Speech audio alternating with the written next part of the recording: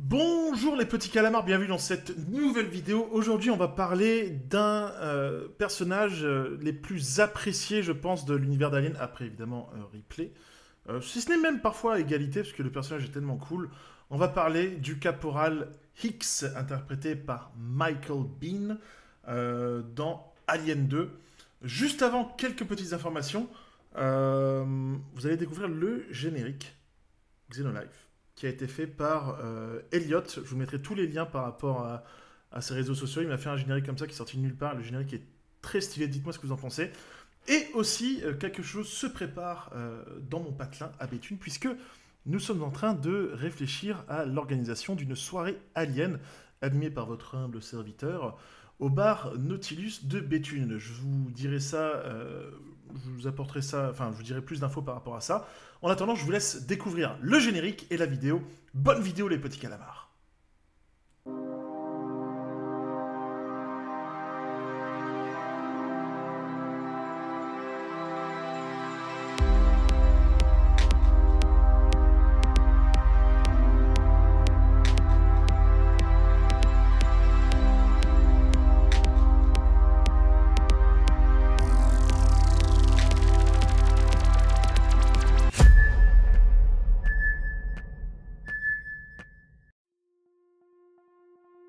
Soldat du corps des Marines coloniaux des États-Unis d'Amérique et membre du 2e bataillon Bravo, Hicks connut l'une de ses pires missions lors de son déploiement sur LV-426. Interprété par le talentueux Michael Biehn, vous serez surpris d'apprendre cependant que le papa de John Connor n'aurait à la base jamais dû jouer ce rôle légendaire puisque il était prévu que James Remar joue le rôle du caporal. Le tournage avait en effet bien avancé et plusieurs scènes avaient été tournées, mais le comédien américain à l'époque souffrait d'une addiction aux substances illicites dont la prononciation du mot provoquerait la fin de la monétisation de cette vidéo. L'équipe du film le surprit d'ailleurs en possession de ces matières illicites. Mais vous fumez, monsieur. En effet, l'acteur s'est fait gauler à ramener des substances illicites sur le plateau et il fut viré par James Cameron immédiatement. Le réalisateur prit donc la décision d'embaucher Michael Biehn, avec qui il avait déjà travaillé sur Terminator 1. Alors même si les scènes de James Remar furent retournées, on peut toujours apercevoir l'acteur dans les deux versions du film, la version Director's Cut et Theatrical Cut, notamment dans les scènes de la ruche.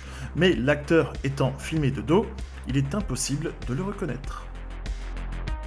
Avec le fait numéro 2, on va parler équipement et notamment du légendaire fusil à pompe de notre caporal favori.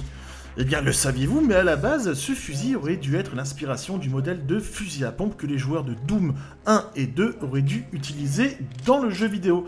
Mais le modèle fut changé par la suite pour le Tootsie Toy Dakota Shotgun. Néanmoins, ce fusil, un Ithaca modèle 37, fut utilisé par Kyle Reese et donc Michael Biehn dans le premier Terminator. Bien que la marque et l'apparence semblent similaires, les deux armes sont cependant extrêmement différentes puisque celui dans Terminator 1 présente un canon plus long et une plus grande capacité en cartouches. Mais dans l'idée, ça reste le même flingue et le même acteur. Et avec le troisième fait, on va parler du fameux script de William Gibson qui fut adapté en comics, roman audio et roman papier. Eh bien, dans ce bouquin, Hicks ainsi que Bishop auraient dû être les principaux protagonistes de l'histoire, à la place de notre reine Ripley. L'histoire aurait dû se dérouler quelque temps après le désastre d'Adley's Hope sur une base spatiale sur laquelle, aux surprises, des scientifiques peu scrupuleux se livraient à des expériences sur des xénomorphes afin de les militariser. J'ai d'ailleurs le livre en ma possession et je me demandais si cela vous brancherait si je vous lisais quelques pages dans une autre vidéo. Dites-moi dans les commentaires.